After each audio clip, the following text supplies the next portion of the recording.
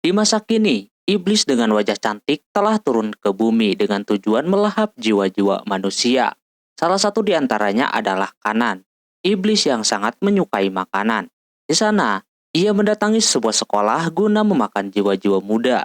Di sini, ia mencoba ingin memakan Shioji Kyogi, salah satu siswa yang ada di sekolahan tersebut. Untuk memudahkan aksinya, Kanan menghipnotis Shioji yang justru menjadi bumerang baginya. Sebab Yoji mengira Kanan mengajaknya untuk melakukan hubungan. Kini, akibat kesalahpahaman tersebut, keduanya terlibat dalam hubungan yang tidak biasa. Inilah anime Kanan sama wa Akumade Choroi yang rilis Spring 2026, genrenya komedi, romance, school, shonen, dan juga superpower. Seperti apa alur ceritanya? Langsung saja ke video intinya. Audio Jungle. Anime diawali dengan seorang cewek berambut pink yang dibesar-besarkan bernama Kanan, yang memanggil seorang laki-laki bernama Kyogi. Terlihat laki-laki ini terkena genjutsu sehingga kaget ketika dia berada di sana. Kanan tiba-tiba saja berubah menjadi seperti iblis dan berniat untuk memakan jiwanya. Hal ini terjadi sekitar sebulan yang lalu yang dimana Kanan masih hidup di alam lain. Beliau anak dari seorang raja iblis bernama Belzebub. Saat itu Kanan gabut dan bosan sama makanan yang ia hidangkan. Alhasil dia nyamperin bapaknya yang sedang lahap menyantap makanan yang begitu banyak. Di situ Kanan mempunyai permintaan untuk turun ke bumi. Dia ingin memakan hal lain seperti jiwa manusia. Ayahnya tersebut mengizinkan anaknya turun ke bumi sebab dulu dia juga pernah melakukan hal yang sama. Tapi, berkat dia melakukan itu, ayahnya harus berurusan dengan para malaikat. Si Kanan akan mencoba untuk menghindari hal tersebut. Dia turun mau sendirian saja, alhasil ayahnya itu mengizinkannya dan berharap anaknya bisa mendapatkan hal yang dia inginkan. Setelah turun ke bumi, Kanan masuk ke sekolahan yang bergengsi. Sebagai kakak kelas, dia berhasil mencuri perhatian dengan kepintarannya dalam semua pelajaran, termasuk olahraga dan juga yang lainnya. Terus juga dia cantik dan populer. Hal tersebut membuatnya ditunjuk menjadi ketua komite disiplin yang disukai banyak orang. Ini menjadi titik awal si Kanan menjalankan rencananya.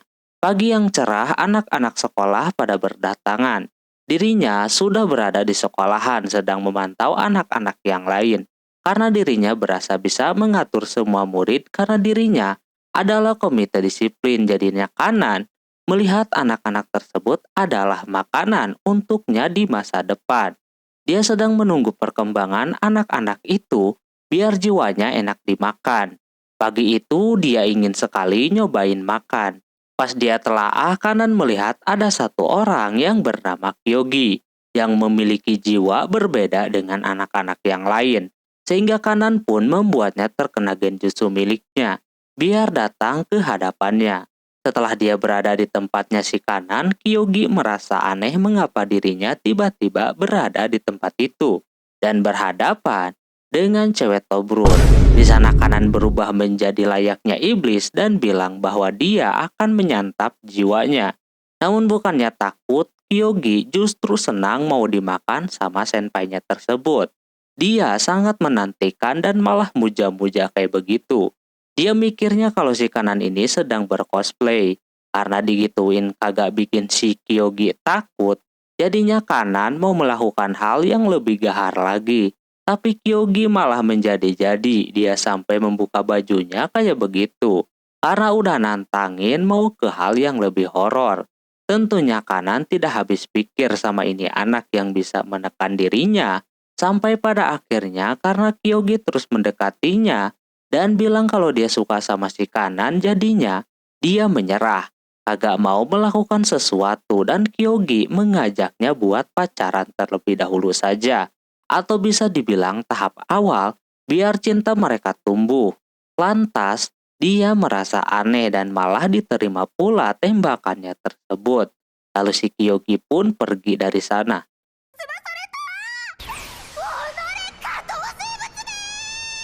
Kanan kagak percaya kalau dia bakalan kalah sama manusia rendahan. Sepulang sekolah si Kyogi diajakin sama temannya buat ngebantuin dia ketika libur sekolah nanti. Namun Kyogi nampak kagak bisa karena dia ada janji sama pacarnya. Hal tersebut bikin temennya itu kaget Kyogi sudah mempunyai pacar. Dia menanyakan definisi pacar itu kayak gimana. Belum disebut pacar kalau belum menyebut nama depan. Hal tersebut bikin Kyogi mempunyai ide. Di sisi yang lain ketika Kanan sedang memantau murid lain, tiba-tiba muncul si Kyogi. Dia ke situ mau meminta si Kanan yang udah resmi menjadi pacarnya buat memanggil dia dengan sebutan nama depan. Kanan pikir ini sesuatu hal yang gampang sekaligus dia akan bikin si Kyogi baper dan dia akan langsung memakannya. Namun pas mau disebut itu nampak sangat sulit sekali. Dia merasa aneh mengapa kayak begini. Kyogi udah kagak sabaran gitu kan sampai akhirnya Kanan menyuruhnya buat manggil nama depan dia duluan. Kanan. Dia dengan gampang bisa nyebut dan auto bikin si Kanan cenat-cenut. Apalagi dibisikin kayak begitu yang auto bikin dirinya makin baper. Karena udah kesel diserang terus jadinya dia geplak dah. Kanan.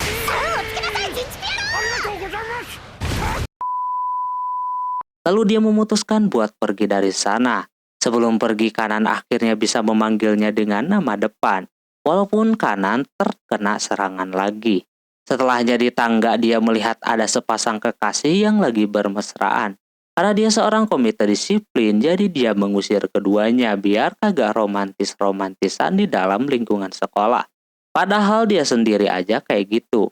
Lalu Kanan kembali memantau orang-orang yang menurutnya manusia cuma bisa kayak begini. Pacaran dan juga yang lainnya. Tetapi tidak masalah. Yang terpenting dia yang akan memakan mereka. Terus memantau biar kualitasnya bagus sampai tak lama kemudian muncul si Kyogi lagi. Si Kanan aneh kenapa ini anak ada mulu.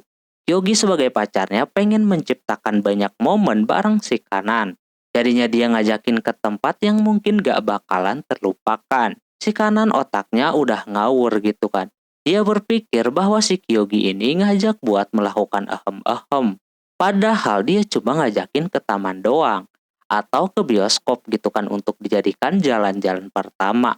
Namun Kanan masih berpikir kalau mau ahem-ahem, lebih baik di kamar saja. Hal tersebut tentu bikin Kyogi kagak mengerti tapi dia tetap akan mengingat perkataannya itu. Daripada mikir ngeres, akhirnya dia ngajakin kencan saja. Hal tersebut auto bikin si Kanan baper. Dia tahu yang namanya kencan, tapi dia tidak bisa dipepet terus kayak begitu. Jadinya dia pergi dah.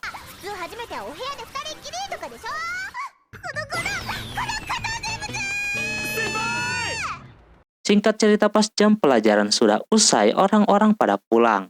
Si Kanan masih saja memantau di atas sana. Lagi dan lagi Kyogi datang. Dia ngajakin pulang bareng. Sekali lagi dia melakukan itu karena si Kanan ini adalah pacarnya. Si Kanan akan menuruti kemauannya itu. Memang dia takut dia akan pulang bareng sama si Kyogi. Dipikir bakalan mudah, tinggal pulang doang. Ternyata di sepanjang jalan, Kanan udah deg-degan parah. Kyogi merasa bahwa si Kanan ini kecapean. Dia tadinya mau merangkulnya, tapi dianya kagak mau apalagi ketika diajakin berpegangan tangan. Kanan malah berpikir kalau pegangan tangan doang bisa hamil, anjir. Teo.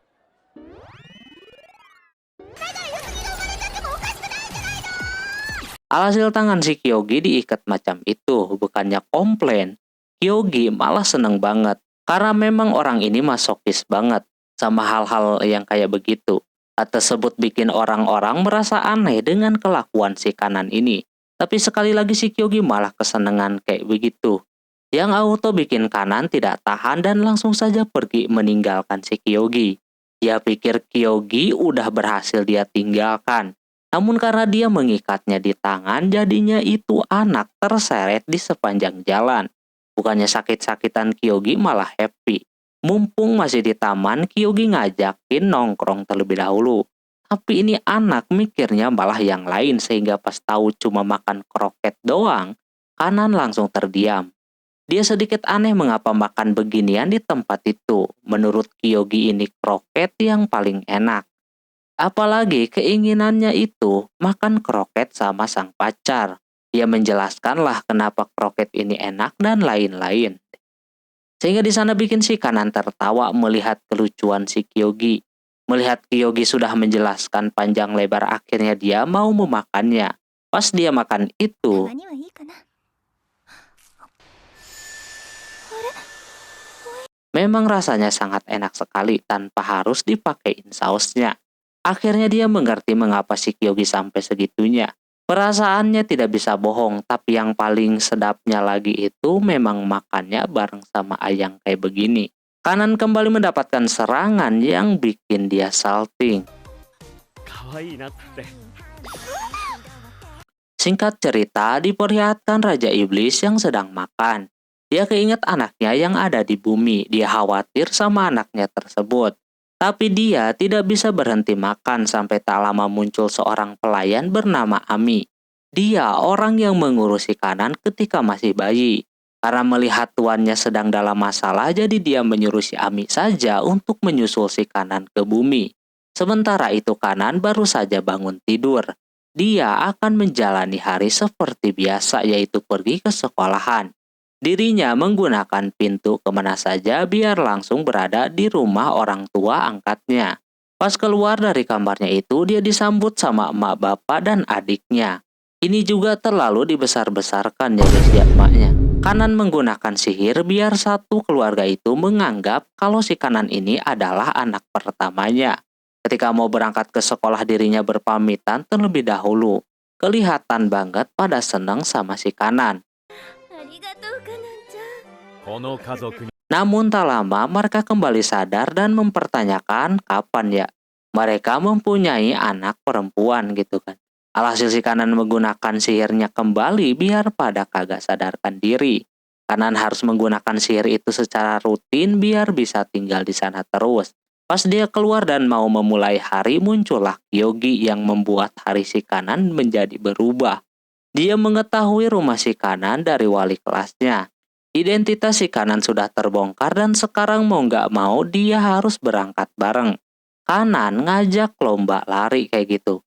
Dia merasa iblis macam dia tenaganya gede ya kan, ternyata tidak demikian.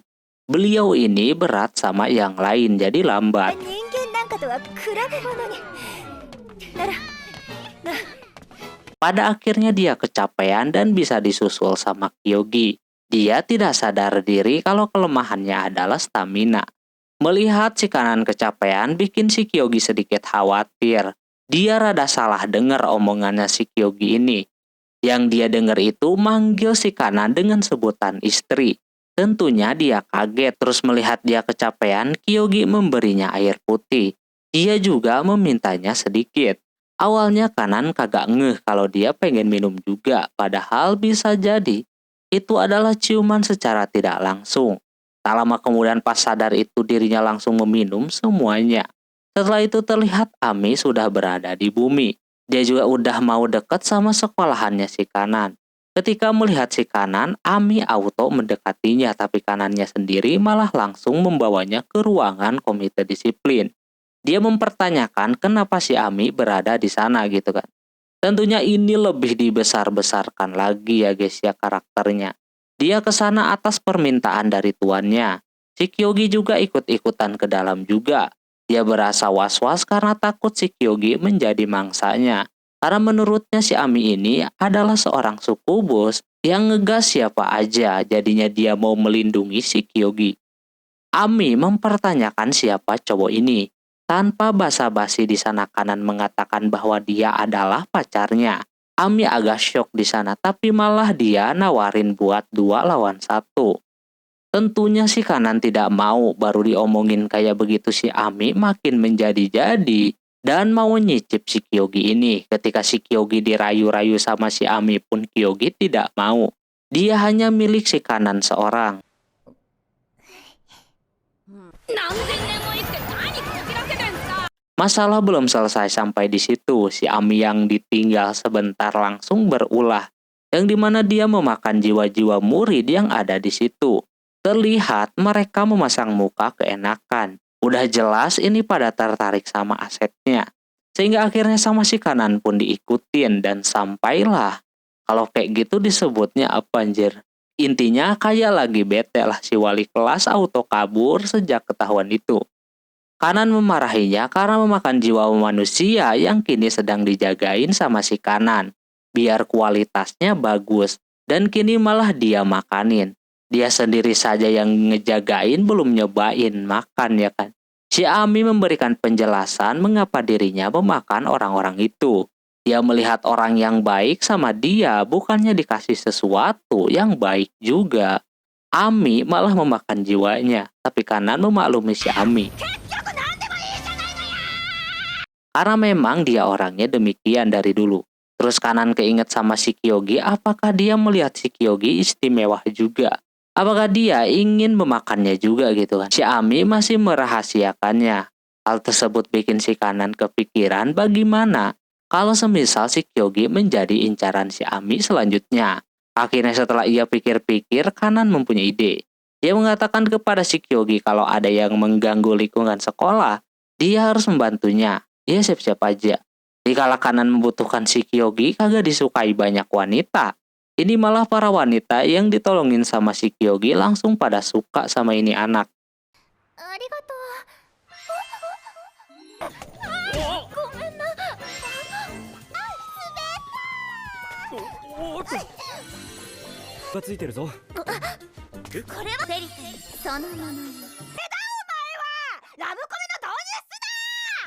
Tentu saja si kanan menjaganya biar si Kyogi kagak direbut sama wanita lain. Karena dia juga tahu bahwa dia adalah pacarnya si kanan. Lama kemudian ada pesan masuk dari teman masa kecilnya yakni Nadeko. Dia mengajak si Kyogi buat ketemuan. Di situ juga Kyogi menyebut bahwa Masuro ini orangnya peka dan ada nama sebutannya juga. Yang Mimin sebutin tadi yakni Nadeko. Di situ kanan bete banget gitu kan dan cemburu sama si Kyogi tersebut. Pas pulang pun dirinya masih marah kayak gitu sama si Kyogi. Sampai pada akhirnya dia ngadu.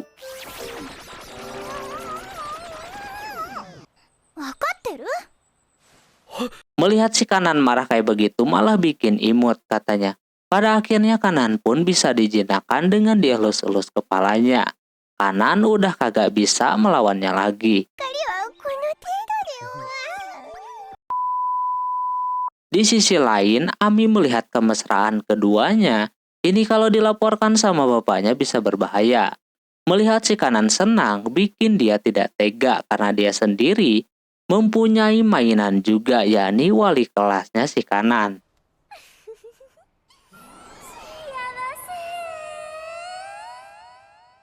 Singkat cerita, kanan memergoki si Kyogi sama si Nadeko yang sedang makan di sebuah kafe gitu. Mereka berdua nampak biasa aja, tapi si kanan terlihat sangat marah di sana melihat keduanya asik-asikan ngedate bareng. Kanan belum tahu kalau cewek ini adalah teman masa kecilnya si Kyogi. Si Ami yang berada di sana malah senang dengan kegaduhan ini. Ia penasaran dengan apa yang dilakukan sama si kanan. Kanan agak mereda ketika mengetahui bahwa dia teman masa kecilnya yang kemarin yang ngechat si Kyogi. Sekarang yang bikin dia cemburu adalah Kyogi disuruh untuk memanggil nama dengan sebutan nama depan, yakni Nadeko. Hal tersebut bikin si kanan mulai kesal. Nadeko juga belum tahu bahwa orang yang ada di depannya ini adalah pacarnya si Kyogi. Alhasil pada awalnya dia polos banget, menceritakan soal kedekatan keduanya di masa lalu. Itu pun pertanyaan dari si Ami yang penasaran. Diceritain lah ya kan bahwa mereka suka nginep bareng. Rumahnya deketan pula dan lain-lain. Hal tersebut tentunya bikin kanan yang seorang pacarnya ngiri gitu kan. Di sisi lain juga si Nadeko belum tahu kalau ini anak adalah pacarnya. Pokoknya si kanan diserang habis-habisan karena Nadeko dengan polosnya menceritakan kedekatannya dengan keluarganya si Kyogi yang udah deket juga. Disitulah kanan udah kagak bisa menahan amarahnya lagi. Hal tersebut bikin si Nadeko ketahuan karena dia mengeluarkan aura yang bikin dia merinding. Kopi miliknya pun diembat sama si kanan. Lantas dia langsung bertanya kepada si Kyogi. Pas dikasih tahu kalau itu adalah pacarnya, seketika dia auto menyesal sudah banyak cerita. Sementara kan si kanannya udah marah banget. Kanan berencana untuk memakan keduanya saja biar cepat. Tentu si Nadeko merasa ketakutan, tapi beda dengan si Kyogi yang justru kagum dengan kekejaman si Kanan tersebut. Nadeko mencari cara biar bisa meredakan si Kanan ini. Dia coba dengan meminta bantuan kepada si Kyogi, tapi terlihat dirinya udah error. Melihat si Kanan kayak gitu, Nadeko cari cara yang lain lagi dengan memuji dia yang cocok banget menjadi pacarnya. Orang macam dia kagak cocok, terlebih cuma teman masa kecil doang. Diomongin kayak begitu juga tidak membuat si Kanan berhenti mendekatinya. Nadeko sudah panik parah karena Kanan terus menekan ke arahnya kayak begitu. Dia tidak bisa meminta bantuan si Kyogi juga. Sampai pada akhirnya ketika udah di ujung tanduk, si Nadeko cuma bisa bilang bahwa Kanan sangat cocok menjadi istrinya. Dengan bilang istri, hati si Kanan pun menjadi luluh. Dia sangat malu pas dibilangin istrinya si Kyogi. Untungnya untuk saat ini Nadeko selamat. Namun Kanan masih memperingatinya untuk tidak macam-macam. Dia sangat menyukainya karena hampir bisa merebut si Kyogi. Dengar itu bukannya takut tapi membuat si Nadeko terkejut, soalnya orang tuanya sendiri pun belum pernah bilang kayak gitu. Seakan-akan dia berhasil memunculkan sesuatu di dalam dirinya. Setelahnya Kanan pulang. Dia ngobrol sama si Ami tentang situasinya. Yang mana Kanan yang terlalu bucin bikin dirinya lupa sama tujuan awal, yakni memakan jiwanya. Tapi dia sengaja juga melakukan hal tersebut. Dia ingin memancing si Kyogi biar makin suka dan tergila-gila sama si Kanan. Sehingga nanti Kanan tinggal melahapnya. Karena begitu, Ami menyarankan untuk pergi berkencan saja. Awalnya Kanan berpikir bakalan susah, tapi inilah yang harus dilakukan oleh seorang sepasang kekasih. Ami menggertaknya dengan mengatakan, masa iya sama temannya bisa kencan, sama pacar sendiri tidak bisa. Walaupun cuma makan, dua insan yang jalan bareng udah disebut kencan. Maka dari itu si Kanan akan mengajak si Kyogi berkencan. Orang rumah yang awalnya pada kagak sadar tiba-tiba sihirnya pudar. Mereka merasa kagak punya seorang maid. Kenapa sekarang ada maid di rumah mereka ya kan? Keesokan harinya Kanan mulai beraksi. Kyogi diundang ke ruangannya. Di sana Kanan coba dengan tipis-tipis dulu ya kan menanyakan akhir pekannya yang kini kosong. Dia ingin mengajak si Kyogi jalan. Intinya gaya-gaya tsundere lah gitu, tapi ternyata sangat sulit. Ketika Kanan mau mencoba mengajaknya kencan, bahkan dia malah ngajak ke hal-hal lain seperti gulat dan berdemo.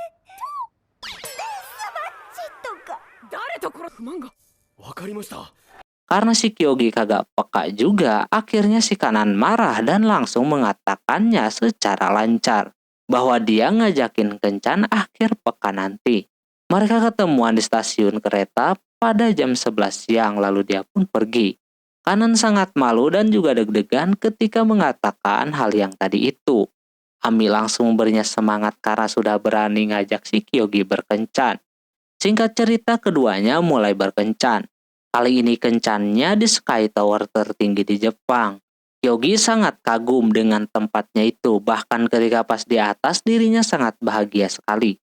Hal tersebut sengaja dilakukan si Kanan biar itu orang menikmati tempatnya dan kemungkinan besar karena ini berada di atas dia bakalan ketakutan dan nanti rasa cintanya sama si Kanan bakalan naik lagi. Ketika lagi kencan itu si Kyogi berasa ada yang aneh dengan si Kanan. Ketika di luar, Kanan coba mendekatinya namun entah mengapa Kyogi selalu menolak. Tidak sekali bahkan udah beberapa kali si Kyogi menolak pendekatannya si Kanan. Hal itu tentunya bikin dia merasa aneh. Kanan kira dia takut akan ketinggian. Alhasil dirinya coba paksa si Kyogi biar mau dekat-dekat sama si Kanan ini. Pas dia tarik secara paksa itu, agak sengaja tangannya kejepit.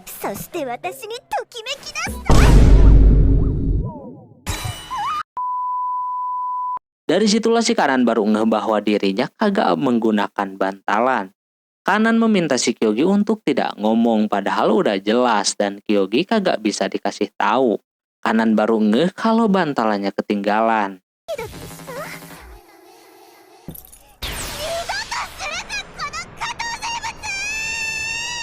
Tentunya Kanan merasa malu parah. Kalau tahu ini bakalan terjadi, dia kagak mau kencan-kencan gitu. Selanjutnya keduanya keluar dan makan takoyaki di taman. Kanan melihat Kyogi kagak mikirin soal situasi yang sedang dihadapi oleh si Kanan sekarang ini. Yani kagak menggunakan bantalan, dia malah menawarkan disuapin. Tapi ujung-ujungnya dia nurut sama keinginan si Kyogi ini. Pas disuapin kayak begitu bikin dia jadi senang, tapi dirinya memiliki rencana lain. Daripada berlarut-larut mikirin yang tadi mulu, jadi dia nawarin buat disuapin juga sama si Kanan. Di situ nampak dia seneng banget, namun sayangnya dia cuma ngeprank. Kanan bahagia bisa memperdaya si Kyogi, namun Kyogi bahagia akhirnya melihat si Kanan tersenyum kembali. Di situ malah Kanan yang kembali merasa baper, entah mengapa kali ini dia melepas si Kyogi dan memberikan suapannya kepadanya. Kyogi kelihatan senang banget. Ketika si Kanan mau melakukannya lagi, Kyogi malah salah paham. Dia pikir mau disuapin apaan gitu kan. Singkat cerita, Ami udah melihat kencan daripada si Kyogi dan juga Kanan. Namun di sana, dia berasa ada yang kurang yang dimana dari keduanya belum melakukan hal semacam kisse atau yang lebih horor lagi. Ami akan memastikan bahwa Kanan melakukannya kepada si Kyogi. Hari itu Kanan habis beres olahraga. Pas mau istirahat di sana tiba-tiba ada Kyogi. Dia sangat antusias melihatnya menggunakan baju olahraga. Katanya kawaii. Namun di sana si Kanan terlihat menolaknya. Entah apa yang sedang dia rasakan, sampai Kyogi pun tidak mengerti apakah dia melakukan kesalahan atau semacamnya. Ternyata dirinya lagi berkeringat, jadi dia takut terganggu sama bau keringatnya tersebut. Tapi ini anak malah bersemangat dan ingin menciumnya. Sampai otaknya udah kemana-mana anjir. Kyogi terus memaksanya kayak begitu sampai bikin si Kanan tidak bisa kemana-mana lagi. Dia cuma pengen mencium bajunya doang. Karena dia berasa kalau dicium bajunya si Kyogi terlihat macam budaknya. Dia pun jadi memperbolehkannya. Pas dia cium itu awalnya si Kanan baik-baik saja. Namun makin lama makin malu gitu kan bajunya dicium macam itu dan bikin dia langsung berkeringat kembali. Ternyata yang dia cium bukan bau keringatnya melainkan deterjen apa yang dipakai oleh si Kanan. Hal tersebut bikin Kanan kecewa. Tapi dia kembali bisa disembuhkan lewat handuk yang diberikan oleh si Kyogi yang dimana handuknya tersebut wangi jeruk. Di situ Kanan terbawa suasana sama harumnya yang bikin dia sejuk dan juga tenang. Kyogi menanyakan wanginya namun si Kanan malu untuk mengakuinya. Ami yang melihat keduanya masih begitu-begitu saja tidak ada perkembangan dalam hubungannya. Dia mau mencoba untuk biar keduanya makin dekat lagi dan minimal mengkisahnya lah. Kalau kayak gitu terus butuh ribuan tahun biar bisa mengkisahnya. Ami akan melakukan sesuatu. Hal yang pertama dia lakuin adalah mengikuti keduanya. Kebetulan hari itu keduanya sedang patroli keliling lingkungan sekolah. Ami yang menggunakan baju med diomongin terus hingga akhirnya dia merubah penampilannya. Hal yang dia lakuin pertama yaitu menggunakan bantuan anjing untuk bisa membuat keduanya dekat. Namun yang terjadi si Kana dan Kyogi masih bisa mengatasinya.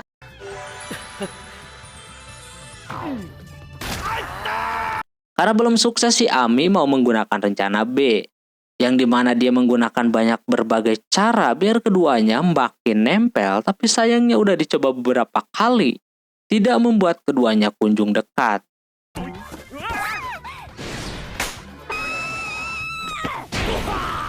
Setelahnya Ami menggunakan cara lain. Kanan dan Kyogi masih berpatroli. Si Kanan mempunyai kemampuan pendengaran yang baik, yang dimana orang jauh pun bisa dia dengar dengan jelas. Namun saat ini anehnya pendengarannya mulai terganggu. Si Ami yang berada di sana menyarankan untuk mengorek kupingnya. Siapa tahu sedang bermasalah. Dia sengaja melakukan itu biar terjadi adegan romantis dari keduanya. Si Kyogi tanpa basa-basi menidurkannya di atas pahanya kayak begitu. Tentunya auto bikin si Kanan baper. Tapi Kanan memperbolehkan si Kyogi melakukannya. Dia jadi keinget sama masa lalunya yang dimana dulu suka dikorekin juga kupingnya sama emaknya. Tapi kali ini berbeda, baru saja dipegang. udah membuatnya auto bersuara. Makin dalam lagi bikin si kanan makin bersuara. Dia cuma bisa menahannya biar kagak keluar suaranya tersebut. Sampai akhirnya pas kanan udah merah mukanya, Kyogi merasakan bahwa kepala kanan selama di pahanya kerasa dengan napas yang berat. Pas dilihat memang udah merah semuanya. Tapi semuanya belum usai. Dia kembali mengorekinya. Barulah kanan menyerah. Kanan tidak boleh memperlihatkan kalau dia sudah kalah. Hanya cuma digituin doang. Akhirnya si Kyogi menawarkan untuk dikorek sebelahnya lagi. Kali ini Nadeko yang berada di luar mendengar keduanya yang sedang ada di dalam yang bikin dia salah paham.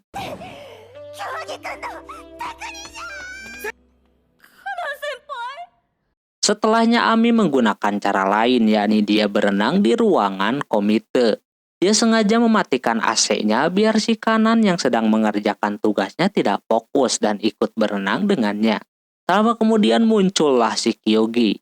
Dirinya yang melihat si Ami yang menggunakan baju renang auto bikin dia semangat. Si kanan yang sebelumnya kagak tertarik untuk mengganti bajunya melihat si Kyogi tertarik pakai baju begituan. Alhasil si kanan pun terpaksa harus menggantinya. Kyogi makin menjadi-jadi dan dapat banyak pula melihatnya menggunakan baju renang gitu kan. Awalnya si kanan biasa aja diliatin juga. Tapi makin lama kanan merasa bahwa diliatin begitu bikin dia kagak nyaman. Hingga akhirnya dia menyuruh si Kyogi untuk pergi dari sana.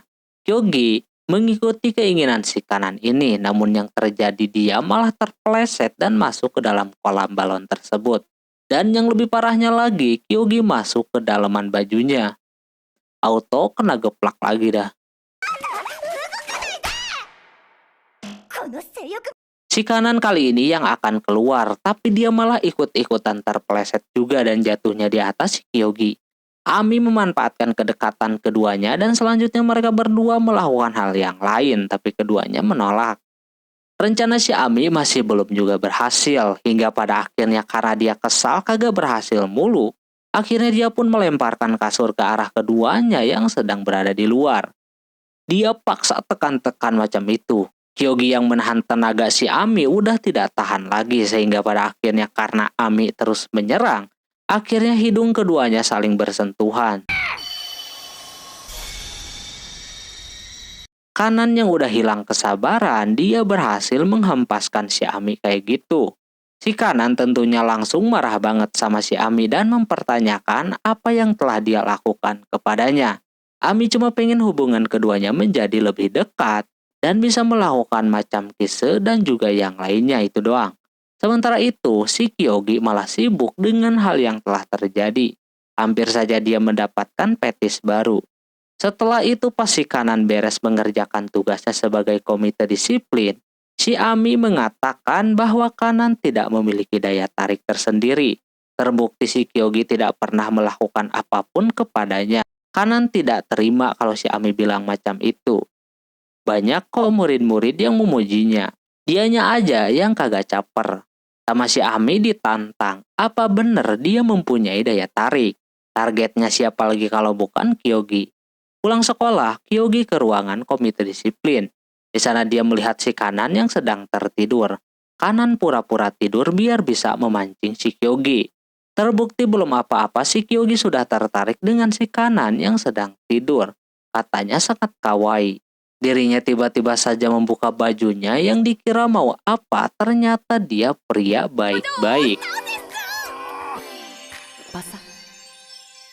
Tentunya karena si Kyogi berasa belum melakukan sesuatu kepadanya, akhirnya si kanan memperlihatkan bagian yang lain kayak begitu. Kyogi sempat tertarik tapi beliau mengingat perkataan Dokter Tirta yang dimana daripada negatif mending lari kalau enggak olahraga. Kalau kamu ngaceng dan push up itu selesai. Contoh, ngaceng nih. Sudah bermacam-macam godaan telah si kanan lakukan, tapi tidak ada satupun yang bikin iman si Kyogi luntur. Kyogi juga udah berada di ujung batas. Dia ingin terlihat Sigma terus, kayak gimana lagi. Kalau nggak bisa tahan, bisa berbahaya gitu kan. Sampai pada akhirnya kanan pun merasa kalau omongan si Ami itu benar. Kalau dia tidak mempunyai daya tarik. Tapi tiba-tiba saja si Kyogi menyentuh pipinya kayak gitu. Lalu si Kyogi pergi saking kagak tahu hal yang harus dia lakukan kepada si Kanan ini. Nadeko yang berada di luar sana kaget melihat tingkah laku si Kyogi.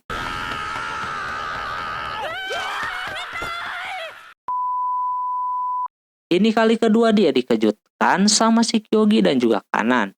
Tak lama Ami masuk, alih-alih dirinya mau menyemangati si Kanan karena tidak berhasil membuat si Kyogi tertarik kepadanya. Namun justru di situ Kanan tiba-tiba baper sama tingkah lakunya si Kyogi yang kayak tadi. Ami aneh melihatnya sumringah cuma gara-gara begituan doang. Singkat cerita, pada hari selanjutnya Bu Guru tiba-tiba banget mengumumkan kalau ada murid baru yang akan masuk ke kelasnya si Kyogi. Terlihat yang lainnya pada kaget sama kedatangan murid baru tersebut. Pasalnya muridnya itu seorang perempuan yang lagi dan lagi dibesar-besarkan, yang menggunakan baju ala-ala gereja gitu atau disebutnya seorang santa. Beliau bernama Jen, kita panggil saja Jen ya kan. Katanya beliau ini dikirim langsung dari atas sana. Dia ketika melihat si Kyogi langsung merasa senang, karena dia melihat si Kyogi hatinya sangat murni sekali dan harus dijaga. Itulah tugas si Jen turun ke bumi, yakni menjaga si Kyogi dari para iblis jahat yang mendekatinya. 全然 OK です。 見るな見せるな。 Kyogi yang merasa bahwa Jen ini tidak sehat, dia bawa si Jen ke UKS biar diperiksa, takutnya sakit gitu kan. Ternyata pas diperiksa gurunya nampak tidak ada hal yang janggal sama sekali. Dia ngasih tahu lagi bahwasannya dia dikirim oleh malaikat untuk turun ke situ dan menjaga hati si Kyogi yang murni tersebut. Keduanya yang tidak percaya sama kayak begituan, cuma bisa iya-iya doang dah.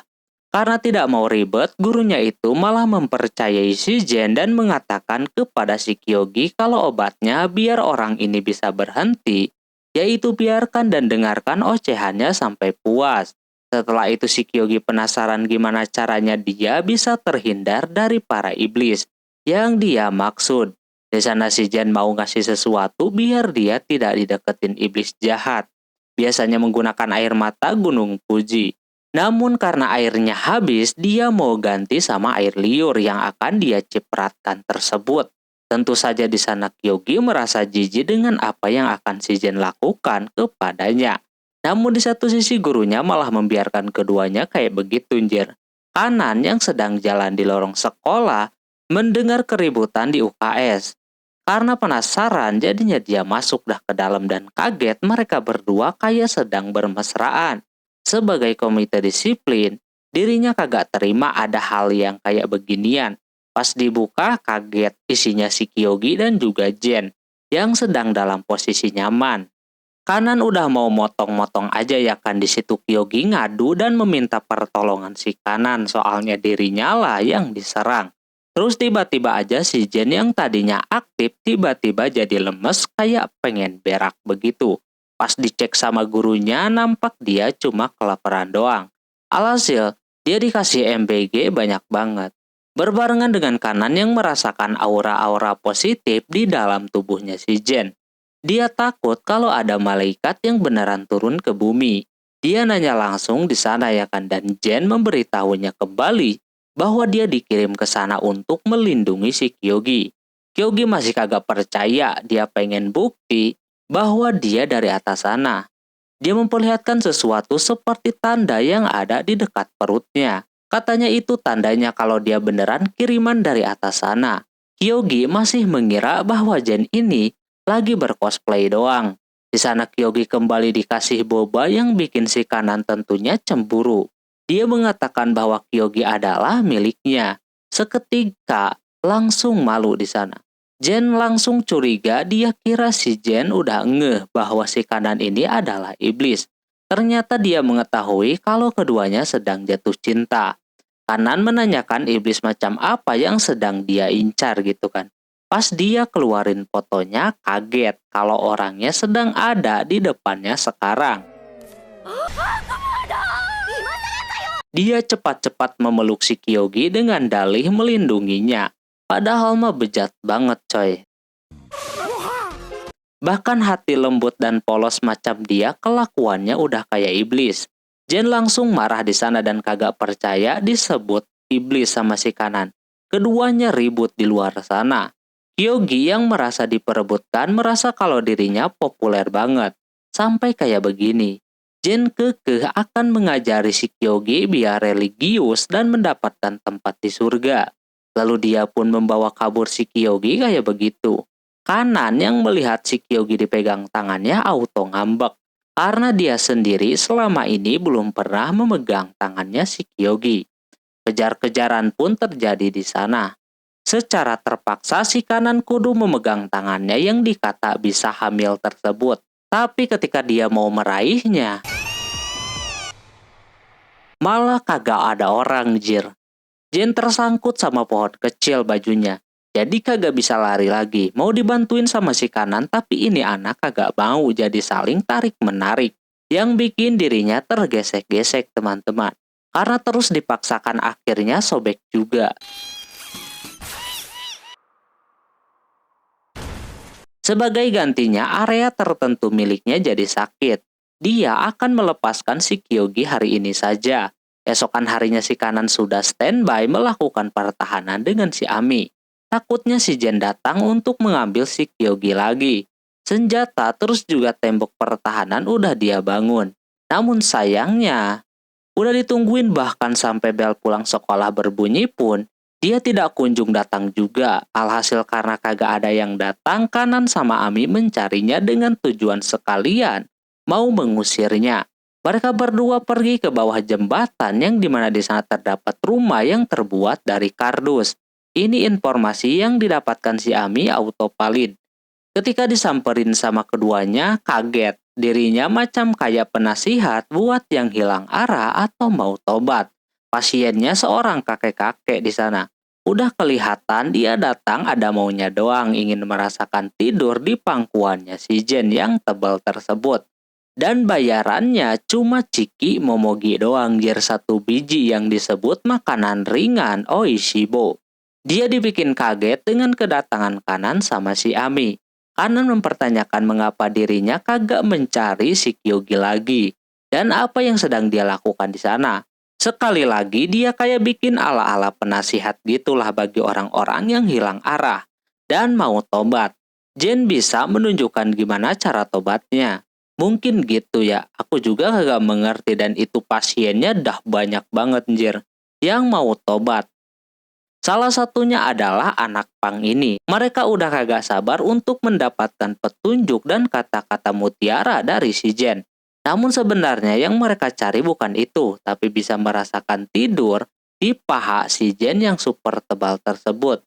Mendengar hal begini yang tidak baik langsung membuat si Kanan mengusir orang-orang yang ada di sana. Tentunya di situ si Jen sedih kehilangan pasiennya dan juga sumber penghasilannya. Si Kanan mempertanyakan mengapa dirinya tidak pulang lagi saja ke sana. Sebenarnya dia juga pengen pulang.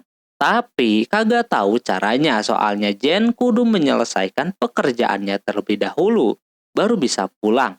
Soalnya enak hidup di atas sana mah, tinggal tidur makan doang atau hardolin. Tentram dan juga cantik-cantik penghuninya. Tapi dia ingat bahwa dia harus melindungi si Kyogi, biar jiwanya kagak dimakan, padahal di sana si Kanan kagak memakannya. Jen heran mengapa demikian, tapi si Kanan kagak bisa menjelaskannya. Malah si Ami yang nyerocos dan mengatakan bahwa dia mau melakukan sesuatu kepada si Kyogi. Seketika si Jen yang polos kagak tahu soal melakukan wadidaw tersebut. Bahkan dia terus bertanya kepada si Kanan, tapi si Kanan enggan memberitahu orang polos kayak si Jen ini. Tapi tiba-tiba saya si Ami yang sudah gatal memberitahunya apa itu wadidaw. Dengan cara memberikannya foto dan juga video. Dan tidak lupa gerakan tangan. Yang akhirnya dia tahu lalu dirinya keluar dan menangis. Sebab Jen yang polos kini sudah tidak lagi.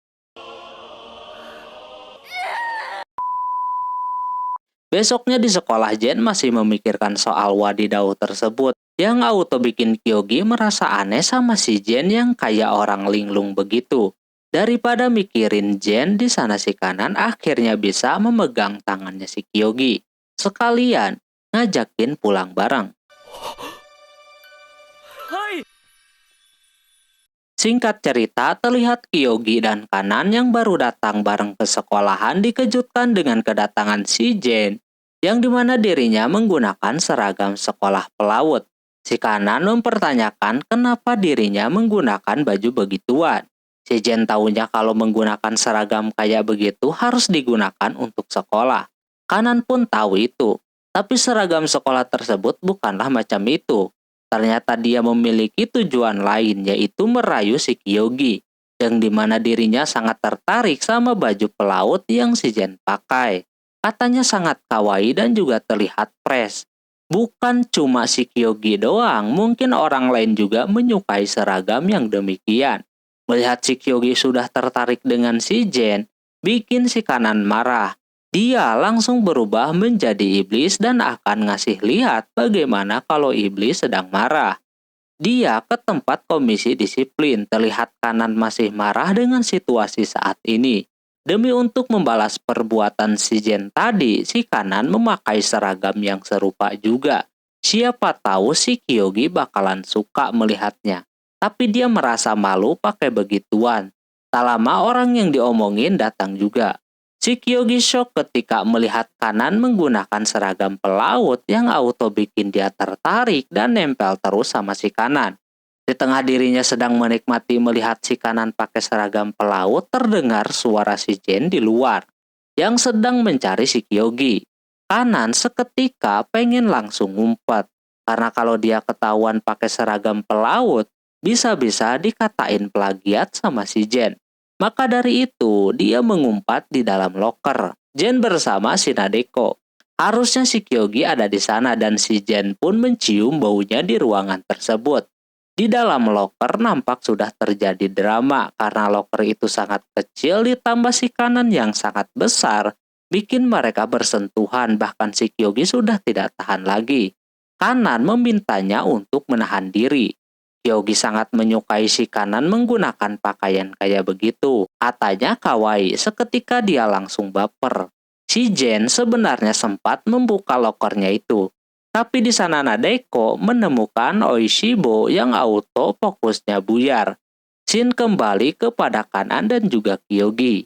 Situasinya semakin memanas, apalagi Kanan sudah salah tingkah ketika Kyogi menyukai baju yang dipakainya. Terus si Kyogi terlihat mau melakukan sesuatu kepada si Kanan. Dia yang belum siap auto berteriak dan keluar dari loker. Dituduh lagi bikin anak jir.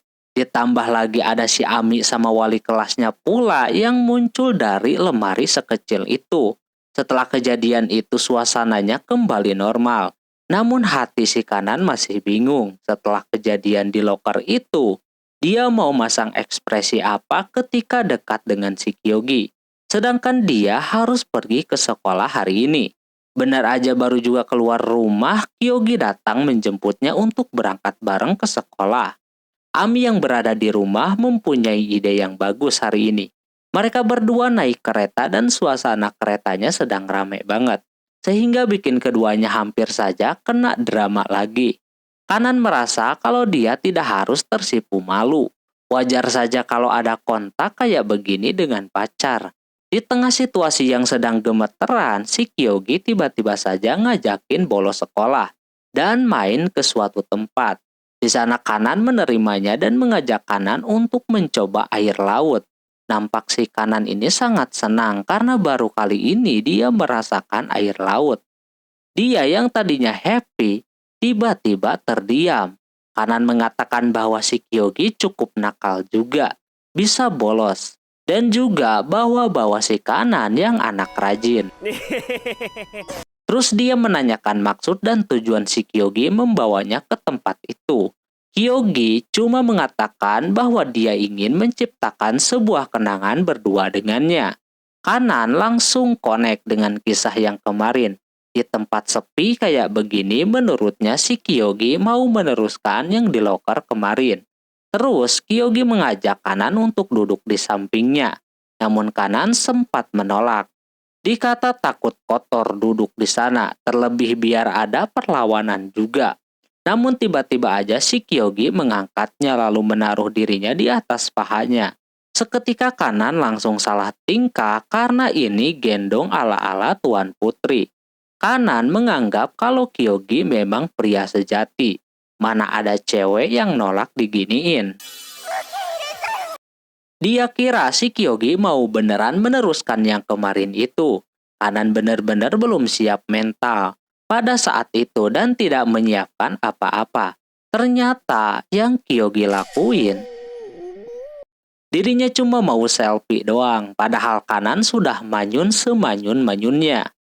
Tentu saja kanan kesal di sana. Sebagai iblis yang sop sepulan dirinya, dipermainkan manusia seperti si Kyogi. Auto kena guyur dah. Tapi keduanya nampak bahagia bisa bermain air bareng-bareng. Di sisi yang lain, Ami belum melihat si kanan. Dia ampe naik tiang listrik kayak begitu. Tak lama di bawah sana, dia melihat ada si Jen yang sedang melacak keberadaan si Kyogi. Dia tahu bahwa Kyogi bolos sekolah hari ini. Tak lama kemudian ada yang mancing dia menggunakan Oishibo. Jen yang kagak bisa nolak langsung ketarik sama si Ami. Ami meminta Jen untuk menunjukkan keberadaan si kanan. Dengan balasan dia akan memberikannya Oishibo. Tapi si Jen langsung menolaknya karena angel macam dia kagak bisa menuruti apa kata iblis. Ami kembali menawarkan dengan Oishibo yang lebih panjang lagi. Awalnya si Jen kagak mau gitu kan. Cuma di sana Ami tahu bagaimana si Jen ini sangat menyukai itu makanan. Sampai dia mau melahapnya di depan si Jen. Pada akhirnya Jen pun luluh dan dia meminta pengampunan karena sudah mau bekerja dengan si Ami ini. Demi untuk makanan kesukaannya. Di sisi lain, kanan sama Kyogi ke warnet yang dimana mereka akan mengganti baju di sana. Setelah basah-basahan sebelumnya, Kyogi sudah membelikan si kanan baju ganti. Sebenarnya nggak ada tujuan juga basah-basahan. Tiba-tiba saja ombak mengarah ke arah keduanya jadi basah dah. Karena tempatnya cuma segitu doang, jadinya kanan meminta si Kyogi menghadap ke arah berlawanan. Soalnya dia mau ganti baju dan jangan mengintip. Kyogi yang merasa pria sejati tidak akan melakukannya. Padahal ekspresinya sangat menggambarkan banget. Jadinya ditutupin matanya kayak begitu. Sementara itu Ami dan Jen sudah ada di sana juga. Jen merasakan keberadaan si Kyogi ada di warnet. Sebelumnya Jen kagak tahu soal warnet. Setelah dikasih tahu sama si Ami kalau warnet itu tempat yang fleksibel dan bisa menemukan informasi, Jen langsung tertarik kembali kepada yang ada di dalam sana. Pas si kanan mau ganti baju, awalnya dia kagak masalah, tapi seketika ragu-ragu. Dia takut si Kyogi melihatnya, tapi dia juga mencoba untuk positif kalau Kyogi orangnya kagak begitu. Namun di sisi lain, Kyogi merasakan imannya sudah mulai goyang. Ini yang dikata pria sejati mulai pupus. Soalnya dia kagak tahan pengen melihat ke arah si kanan. Walaupun matanya tertutup, tapi indera yang lain bisa mendengar si kanan sedang ngapain. Yang auto bikin dia makin berontak. Tak lama kemudian si kanan tiba-tiba saja menyuruh Kyogi mengarah ke arahnya. Sebab dia sebelumnya pengen lihat, alhasil dia buka dah.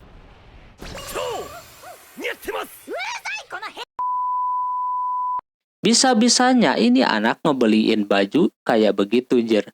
Sementara Jen yang ada di dalam mencoba es krim gratisnya. Jen kagak menyangka kalau es krim begini bisa ngambil sepuasnya. Mereka yang sedang sibuk, kanan sama Kyogi sudah pulang. Sementara keduanya malah masuk ke ruangan kosong. Jen ketika melihat komputer langsung disembah Jer. Di sisi lain kanan dan Kyogi yang menuju pulang melihat ada biang lala. Kanan baru melihatnya. Karena terlihat ingin menaikinya, alhasil di situ Kyogi mengajaknya buat naik. Pas naik itu kanan merasa happy bisa naik begituan dan menikmati pemandangan di atas sana.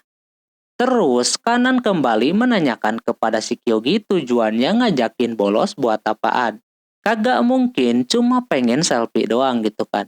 Di sana si Kyogi yang ngomongnya terbata-bata, bikin si kanan merasa bahwa dia sebenarnya pengen kisse dengan si kanan, alias ngelanjutin yang kemarin di loker. Tapi ternyata dugaannya salah. Dia cuma mau menciptakan kenangan muda berdua dengan pacarnya. Karena ini adalah idaman orang-orang juga bisa bolos dan main ke pantai sama pacarnya. Terlebih di kereta tadi, dia melihat si kanan terlihat sangat tegang. Makanya kalau dikasih kejutan, kayaknya bakalan bikin si kanan happy. Ternyata bener. Lalu kanan merasa belum mengerti soal masa muda dan juga percintaan.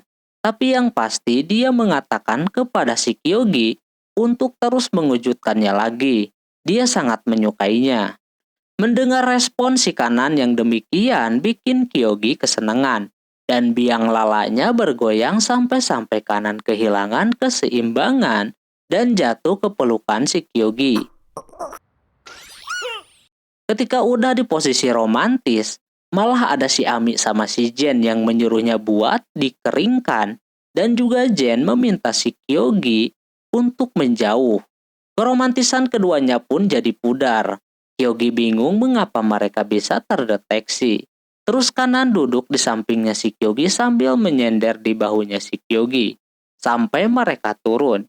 Kisah ini pun menjadi titik di mana para jomblo yang menonton ini tidak bisa mendapatkannya. Oke, mungkin segitu dulu untuk episode kali ini. Mohon maaf bila ada kesalahan dalam penyebutan nama, tempat, atau yang lainnya. Dan sampai jumpa di episode selanjutnya. Jamatane, bye-bye.